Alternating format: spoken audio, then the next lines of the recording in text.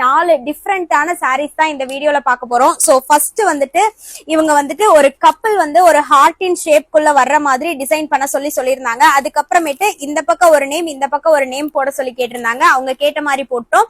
கீழே வந்து ஒரு நேமும் ஒரு டேட்டும் கேட்டிருந்தாங்க.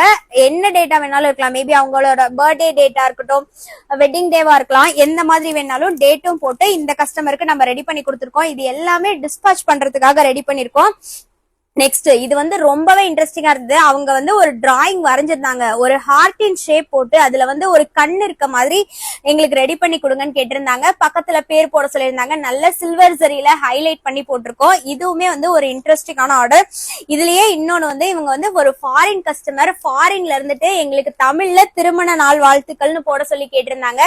என்கேஜ்மெண்ட்டுக்குன்னு சொல்லிட்டு நம்ம இந்த மாதிரி ஒரு கை பிடிச்சி ரிங் போடுற மாதிரி ஒரு டிசைன் பண்ணிருந்தோம். அந்த டிசைன் போட்டு கொடுங்கன்னு கேட்டிருந்தாங்க. சோ இதுவுமே ரொம்ப இன்ட்ரெஸ்டிங்கா இருந்தது.